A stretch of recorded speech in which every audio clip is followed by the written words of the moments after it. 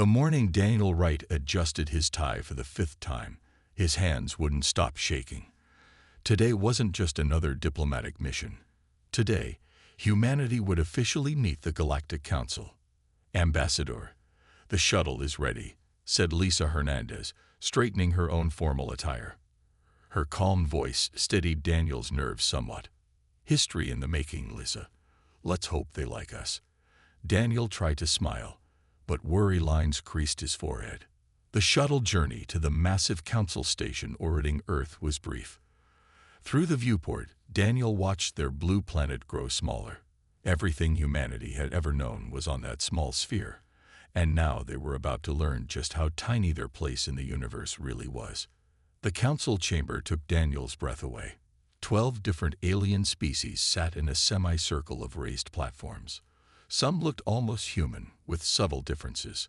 Others were so strange that Daniel's mind struggled to make sense of their forms. One seemed to be a collection of floating crystals, while another resembled an upright octopus. Chief Counselor Zex Terra stood at the center. The Arthulian was tall and insect-like, with 4 arms and large compound eyes that reflected the chamber's light in rainbow patterns. "Humans of Earth," Zex Terra's voice echoed through the chamber. "You stand before the Galactic Council, the governing body of civilized space. We welcome your application for recognition."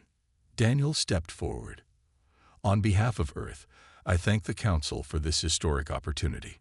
Humanity is eager to join the galactic community and share in peaceful exchange of knowledge and culture." What followed was not what Daniel expected. For 6 hours, Council scientists scanned, tested, and questioned the human delegation. They examined human technology, reviewed Earth's history, and tested the delegates' physical capabilities and mental processing. During a brief break, Lisa whispered to Daniel, "I don't think this is going well. They seem unimpressed." Daniel nodded.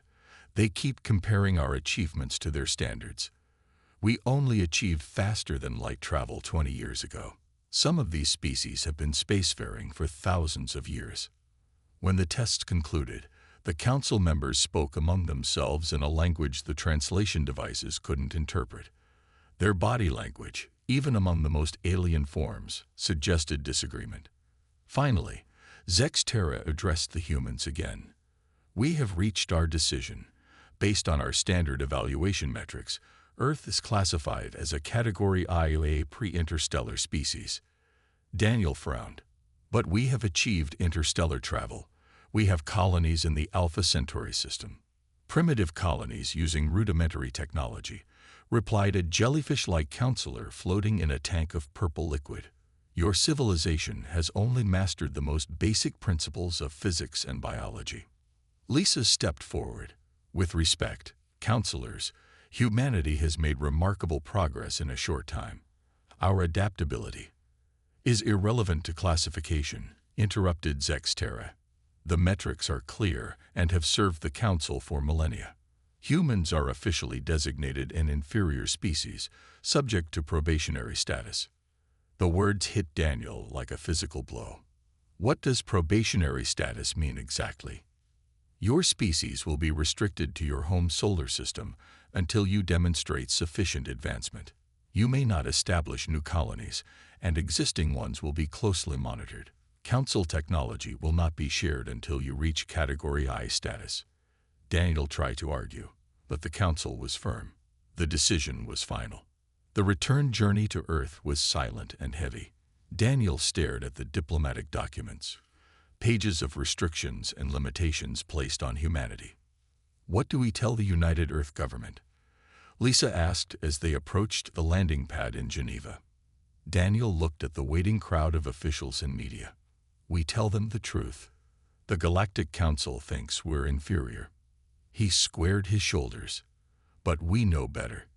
And somehow, we're going to prove it to them." As they stepped off the shuttle, camera flashes blinded them. Daniel knew the news would crush Earth's spirits. But behind his diplomatic smile, a plan was already forming. The Council had made a mistake, and they would regret it soon enough. 6 months passed since the Galactic Council's harsh judgment. Earth's governments had moved from shock to anger to grim determination. In a secured underground facility near Denver, Patricia Coleman stared at her computer screen, rubbing her tired eyes. "I found it," she said, her voice breaking the late-night silence. "I finally found the flaw in their system." Dr. Patricia Coleman, Earth's chief scientific officer, had spent months analyzing the Council's classification protocols. The data from their evaluation was complex, filled with alien metrics and standards she had to decode. Frank Murphy looked up from his tactical displays. The military colonel had been working alongside Patricia, bringing his strategic mind to the problem. "Show me," he said, rolling his chair next to hers. Patricia pointed to her screen. "See this? The Council evaluated us solely on our current technological achievements. They measured what we have, not what we could do." She highlighted a section. "No metrics for adaptation rate. No value assigned to creativity or problem-solving under pressure. They judged the product, not the process," said Michelle Gordon as she entered the room. The xenobiologist carried a tray of coffee cups. "In evolutionary terms, that's short-sighted. A species' ability to adapt is more important than its current state." Frank took a coffee cup. "So they think we're inferior because we haven't achieved what took them thousands of years, even though we're advancing faster than they did." "Exactly," Patricia nodded. "And I have an idea about how to prove them wrong without directly challenging their authority." The three spent the night developing what they called Project Phoenix. Instead of protesting the Council's decision, they would demonstrate human potential through indirect means. 2 weeks later, news spread across the Galactic Communication Network about an ancient mathematical theorem that remained unsolved even by the most advanced Council races. The Krelvik paradox, as it was called, had stumped mathematicians for centuries. Michelle studied the problem. "It's like nothing I've seen before. But the basic principles should still apply." She worked day and night, consulting with Earth's top minds. After 3 weeks, she had a solution, elegant in its simplicity once you approached it from a different angle. "Now comes the tricky part," Frank said during their strategy meeting. "If we submit this directly, they'll dismiss it or claim we had help." Patricia smiled. "That's why we're not submitting it as humans." She outlined her plan to use a neutral alien trader who regularly visited Earth's solar system as an unwitting messenger. The solution reached the Council through several intermediaries, attributed to an anonymous source. The galactic academic community buzzed with excitement. On the Council station, a meeting was hastily called. Zex Terret examined the proof with growing concern. "This solution uses mathematical principles known to Category I and I species," said a gelatinous council member. "Yet it approaches the problem in a way none of us considered." "Could it be from the humans?" asked a feathered counselor. "Impossible." Zex Terra dismissed the idea. "Their classification clearly shows they lack the cognitive framework for this level of abstract mathematics." Back on Earth, Patricia, Frank, and Michelle watched the Council's public transmission discussing the mysterious solution. "Phase 1 complete," Patricia said with satisfaction. "They're questioning their assumptions without realizing it." Frank studied their project timeline. "Let's move to Phase 2. We need to show them our adaptability in a crisis situation." "I've been monitoring Council communications," Michelle said. "There's unusual activity around Proxima Centauri, where we have our first colony alongside a Council outpost." Frank's expression grew serious. "That system is outside our permitted travel zone now."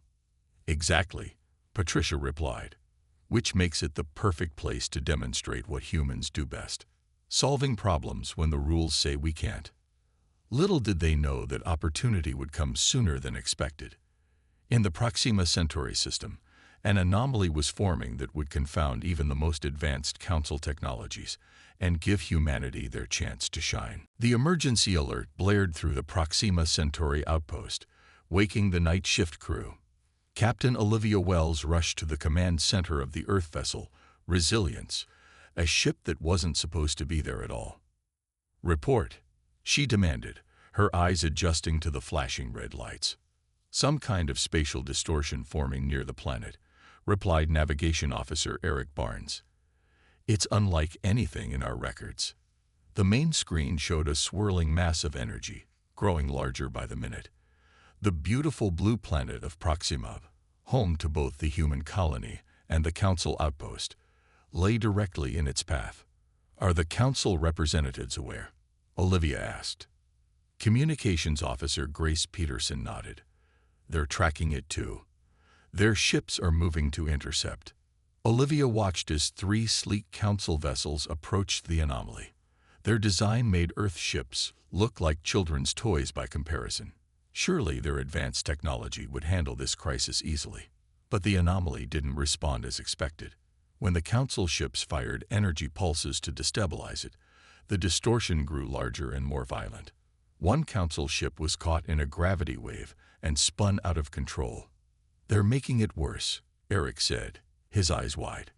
"Their standard protocols aren't working." Olivia made a decision that could end her career. "The colony has 10,000 people. Council restrictions be damned. Take us in, full power." The Resilience moved toward the growing danger zone. Council communications channels filled with confused chatter as their ships continued failing to contain the anomaly. In the ship's lab, Chief Engineer Paul Martins worked frantically with the data. "Captain, I think I understand what's happening. Their energy weapons are feeding the anomaly. It's like trying to put out a fire with gasoline." "What's your suggestion?" Olivia asked. "It's crazy, but we need to do the opposite. Create a counter-resonance pattern that will cancel out the anomaly's energy signature." "With what?" "We don't have their technology." Paul grinned. "No, but we have something better. Human ingenuity. If I can modify our shield generators and combine them with parts from that damaged Council ship." "Do it," Olivia ordered. While the Council vessels continued their ineffective assault, the Resilience crew worked quickly. Paul led a team in spacesuits to salvage components from the damaged Council ship. They worked in silence, knowing they were breaking at least 5 different Council laws. Back inside, Paul connected the alien technology to the Resilience's systems using methods that would make any engineer cringe. Wires hung exposed, cooling fluid dripped onto the floor, and the entire setup vibrated dangerously. "It looks terrible," Paul admitted, "but it should work." Olivia ordered all non-essential personnel to evacuation pods. "If this fails, at least some of us will survive to explain our actions." The makeshift device powered up with a concerning whine. The ship's lights dimmed as it drew enormous power. "Activating counter-resonance in 3, 2, 1. Paul pressed the activation switch. A beam of pulsing energy shot from the Resilience toward the heart of the anomaly. For several tense seconds, nothing happened. "It's not working," Eric whispered. Then slowly, the swirling mass began to contract. The violent energy patterns calmed, the destructive waves receded, and within 10 minutes, the anomaly had shrunk to a tiny point before blinking out of existence. The bridge crew stared in disbelief. They had succeeded where the Council's advanced technology had failed. "We did it," Grace said, breaking the silence. Council communications channels exploded with activity. Some messages expressed gratitude, others outrage at the human interference. A transmission from the main Council vessel came through. "Captain of Earth vessel, you have violated restricted space and Council protocols. Prepare to be boarded." Olivia straightened her uniform. "Send this response. We'll accept your boarding party. And you're welcome for saving your outpost." As the Council ship approached, Olivia knew their actions would have serious consequences, but they had proved something important today. When standard solutions failed, humanity's ability to improvise might be the difference between survival and disaster. Ambassador Daniel Wright faced harsh questioning in the Council chamber. The massive view screen behind him showed the Resilience's unauthorized mission to Proxima Centauri. "Your ship violated direct Council restrictions," Zex Terra said, compound eyes glittering with anger. "This behavior confirms our classification of humans as an unruly inferior species." Daniel maintained his composure. "The Resilience saved both the human colony and your outpost. If Captain Wells had followed your restrictions, thousands would have died. That is not the point. A serpentine counselor hissed. Rules exist for stability. Yet not all council members seemed upset. A blue-skinned representative leaned forward. I find it interesting that the humans succeeded where our standard protocols failed. This small opening was all Daniel needed. In the weeks since the incident, he had been building relationships with individual council species rather than addressing the council as a whole. Several of your species have already approached Earth privately, Daniel said, causing murmurs among the councilors. The Traxian scientists want to study our improvisational methods. The Novalian traders seek our unique art and music. Sextera's mandibles clicked with irritation. These unofficial contacts are concerning. They're inevitable, Daniel replied. You can declare us inferior, but you can't stop others from recognizing our value. The formal censure of Earth proceeded as expected, but Daniel left the chamber knowing something had changed. The unified council facade was cracking. Back at the Earth Embassy, Security Chief Alan Dixon waited with news. We've detected unusual activity around the diplomatic quarter.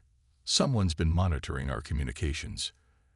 Alan showed Daniel surveillance images of shadowy figures near the embassy.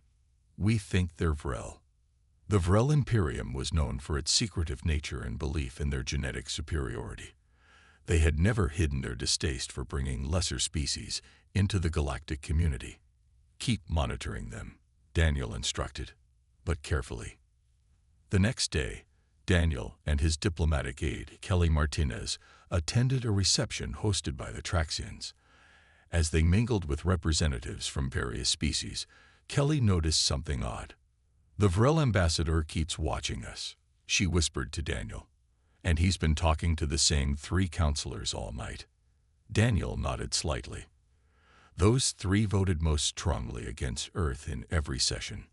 As the night progressed, Daniel overheard fragments of conversation that troubled him.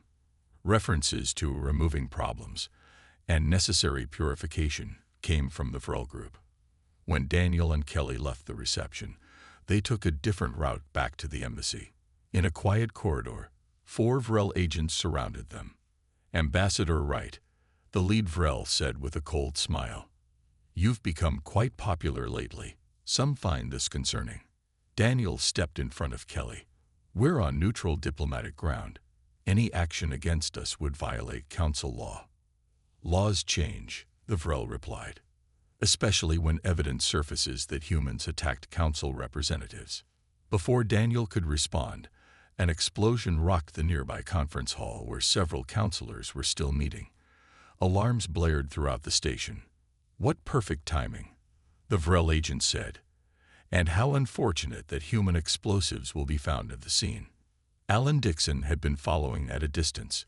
He rushed forward, stunning 2 Vrel agents with his sidearm. "Run," he shouted to Daniel and Kelly. In the chaos that followed, Alan and Kelly were captured by the Vrel, while Daniel barely escaped with evidence of the plot. The next day, an emergency council session convened. Images showing Daniel near the explosion site were presented as evidence of human terrorism.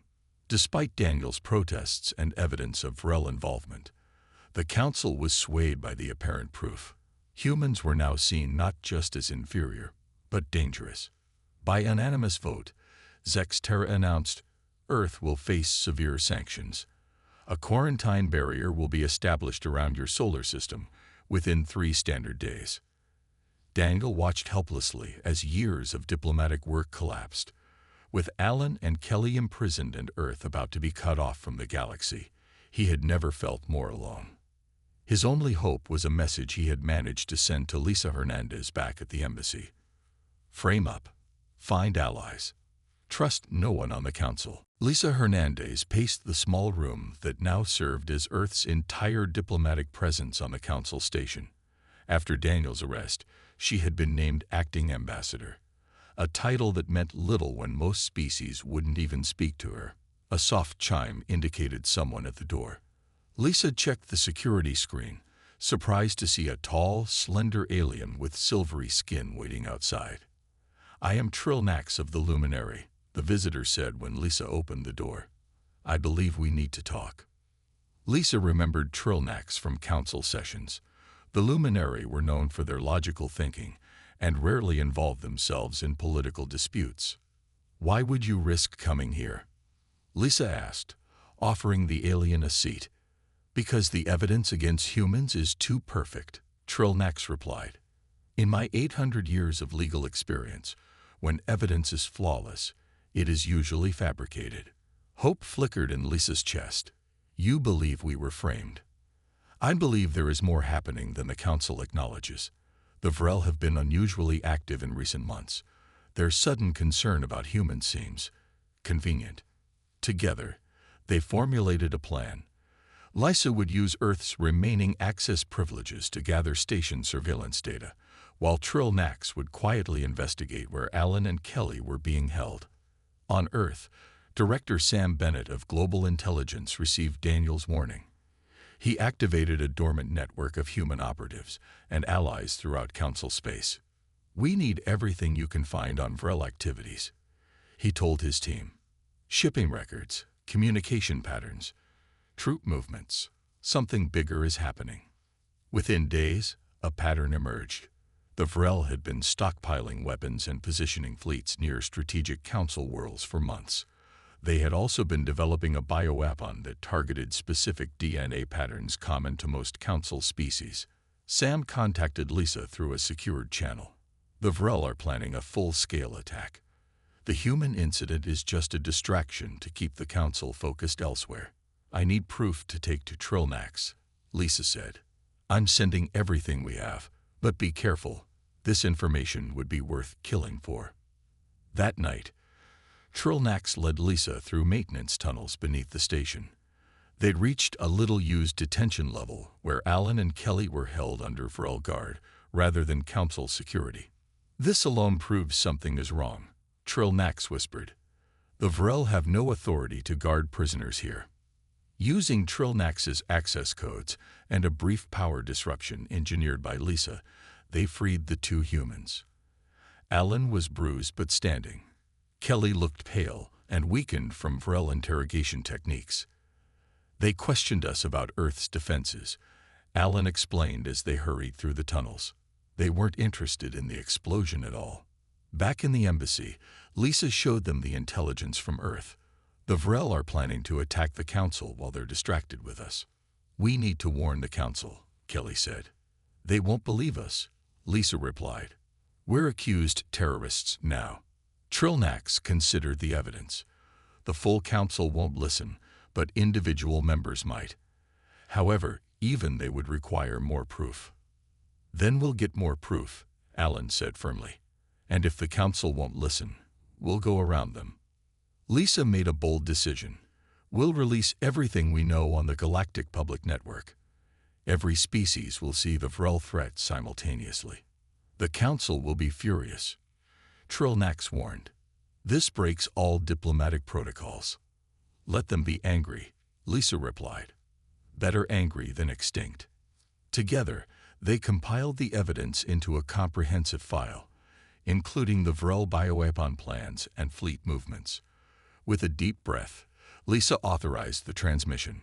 Within hours, the information spread across thousands of worlds. Independent analysts from dozens of species confirmed the data's authenticity. The Council chamber erupted in chaos as representatives demanded explanations.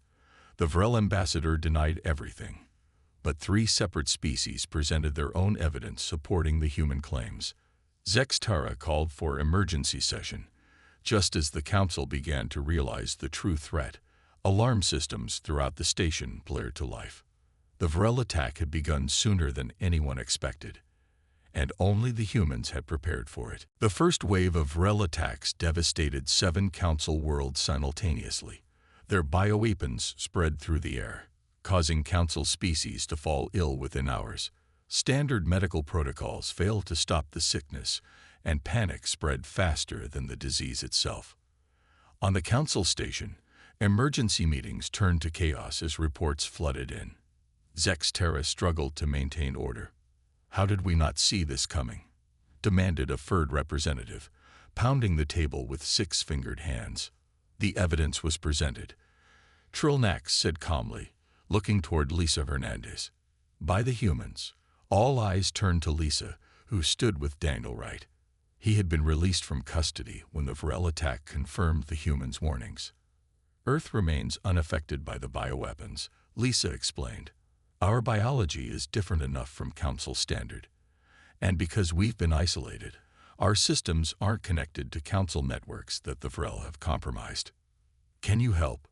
Zex Terra asked, setting aside pride in the face of crisis. Daniel nodded. We already are. On Earth, Dr. Michelle Gordon led a team working around the clock to analyze the Vrel bioweapon. Earth's long history of fighting diseases gave humans unique experience with rapidly evolving pathogens. The Vrel designed this to attack common genetic markers in Council species, Michelle explained to her team. But they didn't account for genetic diversity. Earth has thousands of years of experience with virus mutations and vaccine development. Within 48 hours, they had a working countermeasure. The challenge now was distributing it to affected worlds before it was too late. Colonel Frank Murphy coordinated with alien resistance fighters across Council space. Conventional tactics won't work against the Vrel, he told his mixed species team over secure channels. They expect you to follow standard Council defense protocols. What do you suggest instead? Asked a reptilian commander. Frank smiled grimly. We do what humans have always done when outmatched. We fight dirty. He taught them guerrilla tactics developed over centuries of human conflicts. Small, mobile units. Hit and run attacks. Psychological warfare. Concepts foreign to the Council's orderly approach to combat, but devastatingly effective against the regimented Vrel forces. Meanwhile, Captain Olivia Wells and the Resilience crew prepared for the most dangerous mission yet. They would run the Vrel blockade to deliver Michelle's countermeasure to the hardest-hit worlds. The Vrel have superior weapons in numbers, Olivia told her crew during final briefing. But they've never faced a ship that can change its heat signature and energy patterns mid-flight. Hall Martinez, the engineer who had saved Proxima Centauri, grinned. They scanned for Council standard configurations. Our ship now looks like space junk until we're close enough to strike. The Resilience launched from Earth, carrying precious medical supplies and a crew that knew they might not return. 6 other Earth ships followed, each headed to different Council worlds. The Vrel detected the Resilience too late. By the time their warships responded, Olivia's crew had already delivered the countermeasure and escaped using unpredictable flight patterns that confused Vrel targeting systems. One by one, the Earth ships completed their missions. On affected worlds, the human countermeasure stopped the bioweapon. Council citizens watched in amazement as their supposed inferiors accomplished what their advanced civilizations could not. Frank's guerrilla units pushed Vrel forces back from key positions. When Vrel commanders adjusted to these tactics, Frank changed strategies again, keeping the enemy perpetually off balance. In the Council chamber, Zex Terra received reports of human successes with growing astonishment. How is this possible? He asked Lisa. Your technology is primitive compared to ours. Technology isn't everything, Lisa replied. Humans thrive on challenges. We've spent our history adapting to threats, while the Council has relied on standardized solutions. What you call primitive, Daniel added, we call flexible. And right now, flexibility is saving your civilization. The tide began to turn against the Vrel, but the war was far from over. Their main fleet still approached the Council homeworlds, and their leader remained confident. After all, even with human help, how could the fractured Council possibly stand against the full might of the Vrel Armada? The Council Grand Chamber had never been so crowded. Representatives from all species stood shoulder to shoulder as Zex Terra called the emergency meeting to order. The massive view screen showed the approaching Vrel Armada, hundreds of warships moving toward the Council homeworlds. Their main attack will begin in 6 hours, Zex Terra announced. Our combined fleet is assembling, but we remain vulnerable to their bioweapons and cyber attacks. Daniel Wright stepped forward. Earth offers its full military support. Our ships are already moving into defensive positions. Your inferior vessels will make little difference, said one of the few remaining Vrel sympathizers. Patricia Coleman smiled as she entered with Trilnax. Perhaps not. But our inferior ideas might. Patricia revealed what her team had discovered. The Vrel ships all used the same command frequency, a vulnerability that came from their belief in absolute uniformity. Their strength is also their weakness, she explained. They can coordinate perfectly, but they cannot adapt when that coordination is disrupted. Using this knowledge, Patricia's team had developed a signal that would jam the Vrel command frequency. We can't maintain it for long before they adjust, but it should create enough confusion for our combined fleet to strike. The Council voted unanimously to implement the human plan. For the first time, Council and Earth ships would fight side by side as equals. As the battle began, the human signal worked perfectly. Vrel ships lost formation, some firing on their own allies in confusion. The combined fleet pressed the advantage, destroying nearly a third of the Vrel armada in the first hour. But the Vrel leader was clever. He ordered his ships to switch to backup systems, restoring communication. The tide began to turn again as the Vrel's superior firepower pounded Council defenses. Captain Olivia Wells watched from the bridge of the Resilience as friendly ships exploded around her. "We need something they won't expect," she told Paul Martinez, something no logical military mind would attempt. Paul grinned. "I have just the thing. It's completely insane, of course." "Those are my favorite kinds of plans," Olivia replied. The Resilience and 5 other Earth ships broke formation, flying directly toward the Vrel flagship. Council commanders protested the suicidal move, but Colonel Murphy, coordinating from the Council station, told them, "Trust the humans. Just be ready." As the Earth ships approached, they released thousands of small objects. The Vrel ignored these, focusing their weapons on the ships themselves. 3 Earth vessels were destroyed, but the Resilience pressed on. The small objects, simple electromagnetic pulse devices built by Paul, detonated simultaneously near the Vrel flagship's engines. The massive ship lost power just long enough for the Resilience to deliver its real payload, a computer virus designed by Earth's best programmers. The virus spread through the Vrel command network, displaying a simple message on every screen. "From the inferior humans, with love." Then it broadcasted the Vrel leader's private communications to every ship in the fleet, revealing his plans to sacrifice most of his own forces while he escaped. The Vrel armada fell into disarray. Many ships surrendered immediately, while others fought on until overwhelmed by the combined fleet. 3 days later, the official surrender of the Vrel Imperium was signed in the Council chamber. After the celebration died down, Zexterra called a special session. Every Council member attended, along with the full Earth delegation. "Today we recognize our error," Zexterra announced, his voice echoing through the chamber. "Our classification system failed to account for crucial factors: adaptability, creativity, and determination. The Council voted unanimously to reclassify humans as a Category I emergent species with special designation for unique problem-solving abilities." Daniel Wright stood to accept this honor, but instead of a simple thank you, he surprised everyone. "Earth appreciates the new classification," he said, "but we respectfully decline special status. Instead, we propose a complete overhaul of the classification system itself." Daniel suggested a new approach that would evaluate civilizations on their unique strengths rather than comparing them to arbitrary standards. "Diversity is strength," he concluded. The Vrel failed because they believed in uniformity above all. The Council nearly fell for the same reason. True galactic civilization should celebrate our differences, not rank them. The chamber was silent for a moment. Then Zexterra, who had once declared humans inferior, was the first to applaud.